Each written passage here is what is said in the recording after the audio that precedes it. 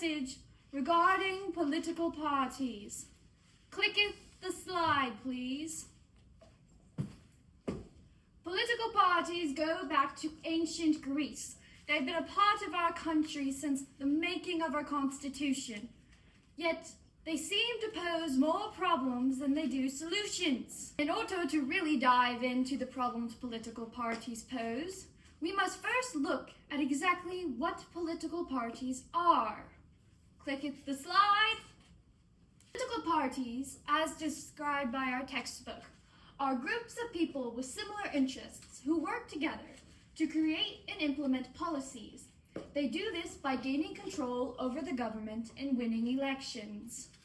This we can see in modern day with parties such as Democrats and Republicans. As one president comes to power, so does a political party. Soon afterwards, a balance is shifted. Will we ever be balanced? First, we must take a look at the history to decide this. Click the slide.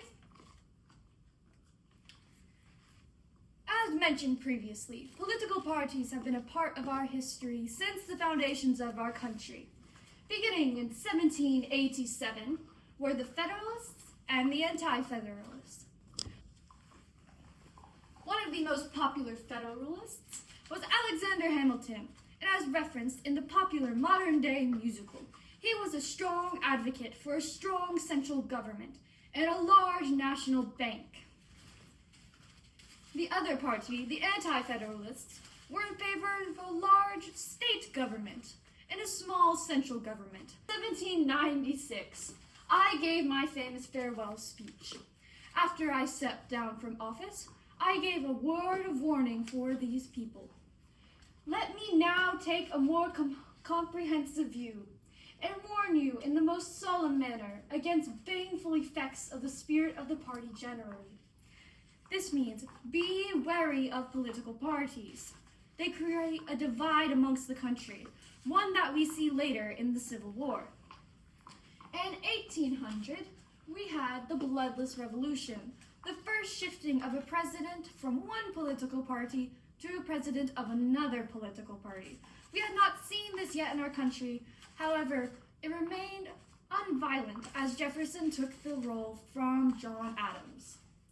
And in 1804, the 12th Amendment was written, in which a president and vice president are elected at the same time, causing great debate among the community on whether this was a successful outcome of the election or not. Click the slide. Political parties today.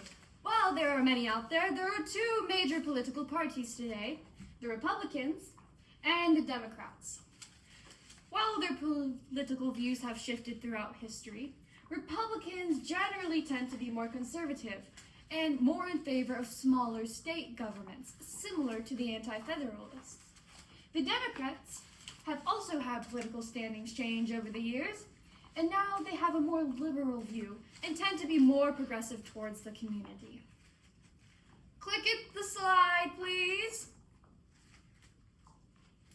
Violence has erupted in our community, causing great disrupt to this great nation. Recently, assassinations of political figureheads such as Charlie Kirk and Representative Melissa Wortman have come about based on political views and parties. This is the issue we are seeing in our country today. Violence is not only a characteristic of today. We can also see it traced back to things such as the Civil War.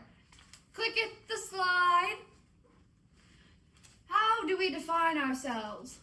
Many Americans put their political party standings as a part of their self-identity. This chart here from Pew Research Center shows us that roughly 45% of adults lean Democratic and roughly 46% of adults lean Republican. As we can see, this does not add up to an equal 100. This causes many issues today. Look at the slide. But why? If political parties are so terrible, what is the point in keeping them around? Would it not be better to go back to such, say, a monarchy? A movement known as Protect Democracy states, democracy is unthinkable without political parties. So, If we today are going to keep the moral foundations on which our country was built upon, when I and the other founding fathers signed that Constitution, we need to ensure that political parties stand strong in our communities. But how do we remedy the problems they create? Click at the slide. First, we must keep our current political parties. While it may seem contradictory, the people know these parties. Therefore, in order to improve our political system, we need to keep them intact. And instead of creating a new system, we need to balance our system. To do this, we must establish one or more new political parties. While there are others out there, there are none as strong as the Democrats and the Republicans. I propose we bring about 2 or more new political parties to create a more balanced scale. Instead of 2 sides tipping back and forth like a teeter-totter, we can have a 3-legged chair that stands perfectly straight, making for a more stable country.